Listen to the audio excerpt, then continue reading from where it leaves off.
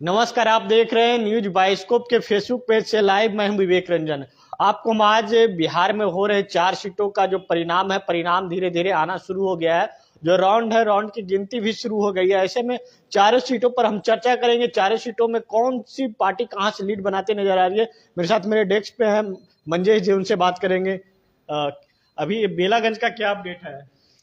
देखिए, बेलागंज विधानसभा सीट की अगर आप बात करेंगे तो यहाँ से जदयू की मनोरमा देवी आगे चल रही हैं, जबकि विश्वनाथ यादव जो हैं राजद के, वह 13,367 वोटों के साथ दूसरे नंबर पर चल रहे हैं। अभी मनोरमा देवी की अगर बात करें तो वह लगभग 5,000 वोटों से आगे चल रही हैं। और वहीं पर अगर आप बात करें जन सुराज की, तो जन सुराज भी रेस में है, लेकिन जीत की तरफ नहीं, हार की तरफ रेस में है। और तीसरे पैदान पे जनसुराज भी है। बिल्कुल 4,862 वोटों के साथ जनसुराज के जो मोहम्मद अमजद हैं, वह तीसरे नंबर पर चल रहे हैं अभी। और वहीं इमामगंज सीटों की बात कर लिया है तो इमामगंज में शुरू से रोशन मांझी थे, वहां से आगे चल रहे थे। उसके बाद 5वें राउंड के बाद जो दीपा मांझी है, दीपा मांझी आगे। हाँ, अभी दीपा मांझी 567 वोटों से आगे चल रही हैं। हालांकि इसको हम बहुत ज्यादा अंतर नहीं कहेंगे, क्योंकि शुरू से जब चुनाव का रुझान आना, मतगणना का रुझान आना शुरू हुआ तो लगातार रोशन मांझी आगे चल रहे थे। लेकिन अभी ये जीतन राम मांझी की बहू जो है दीपा मांझी, वो 567 वोटों से आगे चल रही है 5वें राउंड की गिनती के बाद। तो इसको हम बहुत ज्यादा अंतर नहीं कहेंगे, लेकिन हाँ, अभी फिलहाल आगे हैं वो। यानी 5वें राउंड में आगे हो गई। अभी वहाँ 13 राउंड की बाकी है। मतलब अभी अभी 6-7 और जो बाकी है उसके बाद। और अगर रामगढ़ सीट की बात कर लिया तो रामगढ़ सीट से कौन आगे चल रहे हैं? जहाँ रामगढ़ से जगदानंद सिंह के बेटे हैं जीत सिंह, और एक तरफ जो अशोक सिंह है वो है वहां से चुनावी मैदान में। रामगढ़ सीट की अगर बात करेंगे तो ना यहाँ भाजपा दिख रही है और ना ही राजद। यहाँ से शुरू से ही लगातार बसपा के उम्मीदवार जो सतीश कुमार सिंह यादव हैं, वो लगातार आगे चल रहे हैं, जबकि दूसरे नंबर पर भाजपा के अशोक कुमार सिंह हैं और वहीं पर राजद के अजीत सिंह, जो कि लगभग 13,000 वोटों से पीछे चल रहे हैं। अभी अगर रामगढ़ सीटों की बात करें तो यहाँ पर आप 4 राउंड की गिनती हो गई है, और 4 राउंड की गिनती के बाद बसपा के सतीश कुमार सिंह 25,821 वोट के साथ सबसे आगे हैं, जबकि भाजपा के अशोक कुमार सिंह को अभी तक 22,788 वोट मिला है।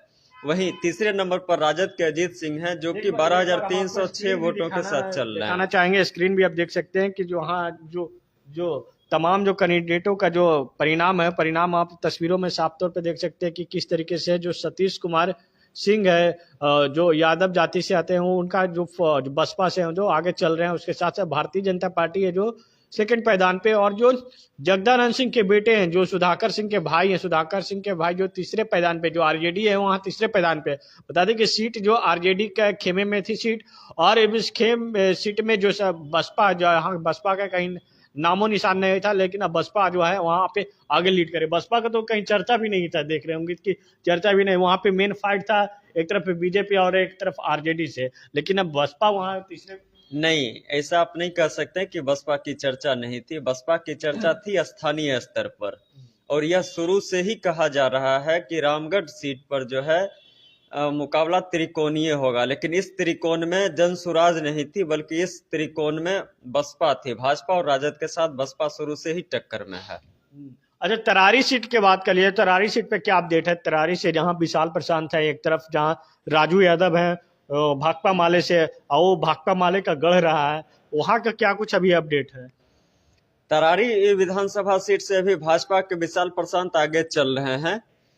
यहाँ अभी विशाल प्रशांत को 13,592 वोट के साथ सबसे आगे हैं, जबकि सीपीआई एमएल के राजू यादव दूसरे नंबर पर हैं। वे अभी 2,636 वोटों से पीछे चल रहे हैं, जबकि जनसुराज यहाँ भी बहुत पीछे है, और जनसुराज की किरण सिंह जो हैं, उन्हें मात्र 1,041 वोट ही मिले हैं। जनसुराज भी तीसरे पैदान पे जरूर अपना जो बढ़त है, जनसुराज भी आगे बढ़ा ली।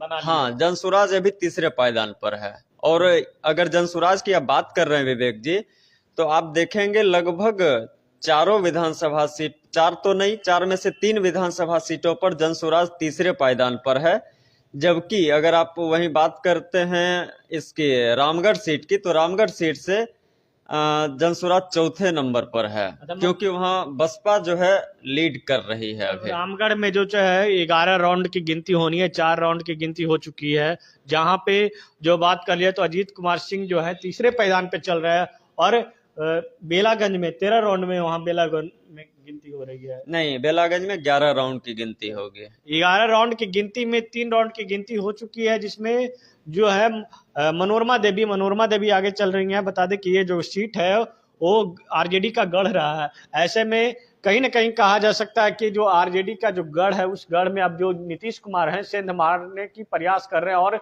नीतीश कुमार अभी तक जो की पार्टी जो है जेडीयू अभी तक वहां बेलागंज में बढ़त बनाते दिख रही है, और शुरू से ही बढ़त बनाते दिख रही है।